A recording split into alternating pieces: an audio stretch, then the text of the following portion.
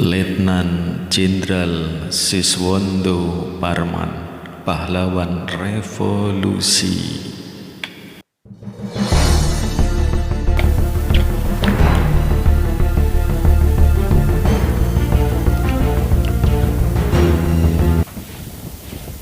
Ya saudara, di part kedua ini kita masih di Wonosobo, kota yang indah. Saudara, pemirsa semuanya, tahukah Anda kalau Letnan Jenderal Siswondo Parman lahirnya di Wonosobo, yaitu di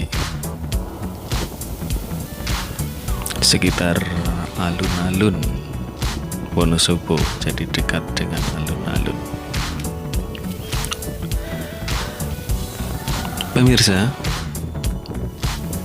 beliau pahlawan revolusi, Letnan Jenderal Siswondo Parman,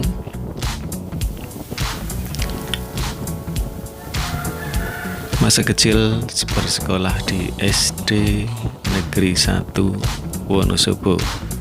Sampai sekarang SD negerinya pun masih ada. Kemudian rumah masa kecil beliau pun masih ada, masih orisinil ya, original. Jadi pemirsa yang ingin napak tilas ke daerahnya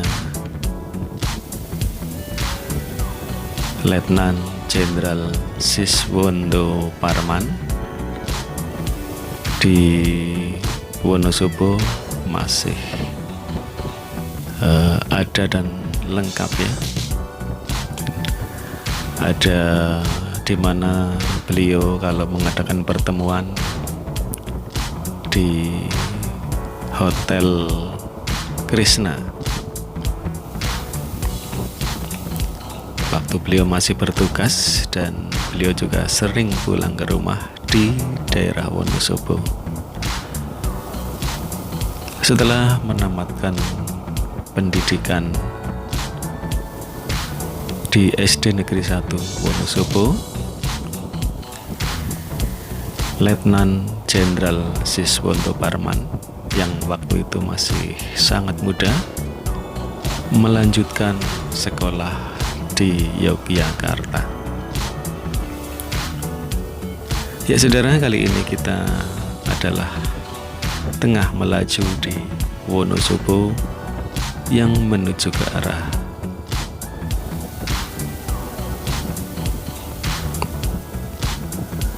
Parakan Temanggung ya. Parakan Temanggung, daerah yang lokasinya sangat tinggi dari permukaan laut sehingga udaranya super dingin. Apalagi di bulan Agustus ini, udara malam hari sangatlah dingin. Siang hari saja terasa sangat sejuk. Makanya di malam hari bila Anda melewati Parakan pakai sepeda motor, apalagi gerimis sekitar jam 10, maka Anda akan sangat kedinginan bila tidak memakai baju hangat. Ya, kota Wonosobo, kota yang indah di dataran tinggi dengan hasil pertanian sayur-sayuran. Kita sedang menuju ke arah Parakan Temanggung, di mana Parakan Temanggung banyak dengan hasil tani tembakau yang sangat terkenal, tembakau dari Temanggung. Temanggung sendiri adalah kota yang indah. Di punggungnya ketinggian pegunungan gunung ya, karena di Wonosobo Temanggung ini terletak Gunung Sindoro dan Sumbing. Jadi gunung yang dua berjejer. Ya saudara, kali ini kita di Wonosobo, kota yang sejuk, kota yang bersih, dan kota yang banyak mencetak pahlawan dan pejabat. Jadi kota yang lengkap. Wonosobo ini ada pahlawan, kemudian ada ulama, dan banyak pesantren, banyak santri-santri di Wonosobo ini, kota yang religius.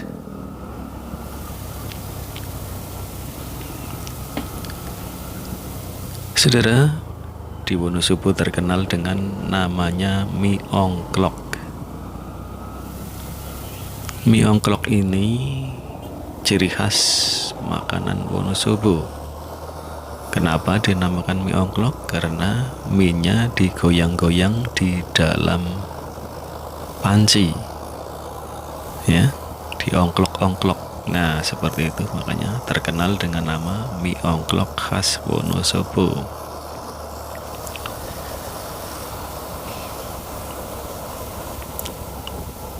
Sementara sayur-sayuran yang terkenal di Wonosobo seperti kendang, ya, kendang Wonosobo sangat terkenal hingga ke daerah lain.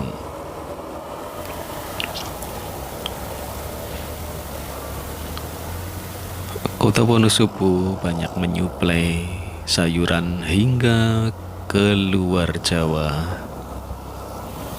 Jadi pangsa pasar dari sayuran Wonosobo tidak cuma di sekitar Wonosobo sendiri, namun sudah sampai ke luar Jawa.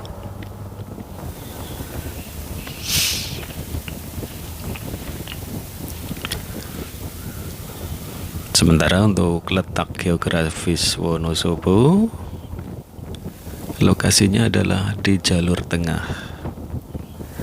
Bila Anda ke Yogyakarta melalui Purwokerto, Purbalingga, maka Anda akan melewati Banjarnegara, kemudian Wonosobo. Namun bila di jalur selatan Anda ingin ke Yogyakarta, maka melewatinya adalah Purworejo ataupun Kebumen yang letaknya di sebelah selatannya kota Wonosobo. Namun bila Anda melewati Pekalongan, Batang, Kendal, maka daerah tersebut di sebelah utaranya Wonosobo. Jadi Wonosobo ini adalah jalur tengah, jalur yang paling indah karena membelah pegunungan Sindoro Sumbing. Namun bila Anda melewati jalur ini, pastikan kendaraan Anda dalam kondisi sehat walafiat, karena Anda akan banyak menemui tanjakan dan tikungan. Kemudian jika malam hari sering berkabut di daerah Parakan, ya. Di daerah Parakan Anda akan sering menemui kabut yang dingin sekali. Jadi persiapkan diri Anda saat melewati jalur Wonosobo Parakan Temanggung. Pertama, kendaraannya harus sehat, kemudian fisik Anda pun juga harus maksimal kesehatannya. Lihat, pegunungannya terlihat di sana.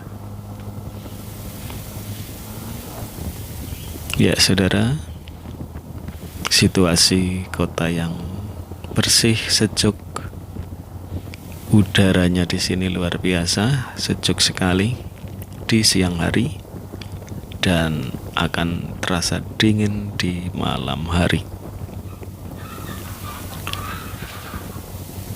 Di masa lalu, Parakan terkenal dengan perlawanan santri kepada penjajah Jepang maupun Belanda. Karena di Parakan sini banyak sekali ulama terkenal, ulama karismatik. Jadi di zaman itu kabarnya karena persenjataan santri pejuang Indonesia itu sangatlah sederhana, melawan bedil atau senjata berat dari Belanda dengan meriam dan granatnya, maka bambu runcing dari daerah Jawa kebanyakan dibawa ke Parakan untuk didoakan oleh para kiai sepuh di Parakan agar mendapatkan berkat dan rahmat dalam berjuang mengusir penjajahan Belanda. Hingga saat ini di Parakan terkenal dengan pesantren dan para santrinya yang banyak sekali. Kota Wonosobo dan kota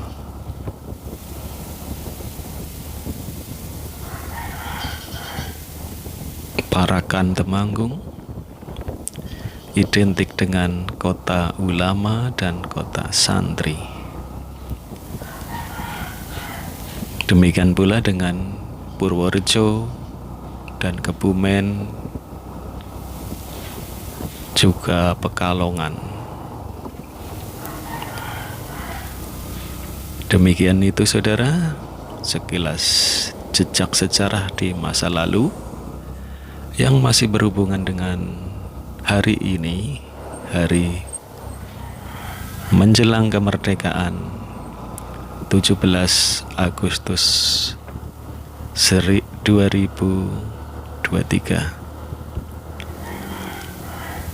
sekitar 78 tahun yang lalu Indonesia merdeka.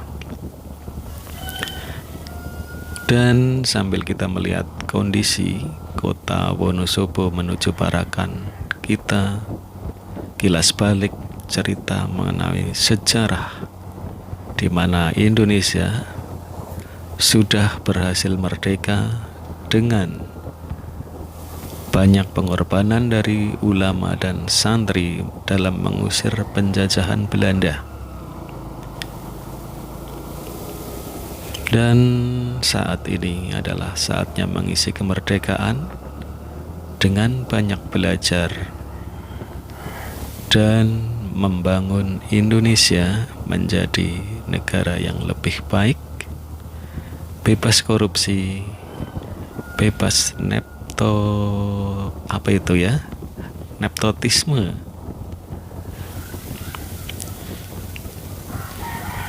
Semoga ke depan Indonesia menjadi negara maju yang berkeadilan dan mensejahterakan masyarakatnya, masyarakat Indonesia.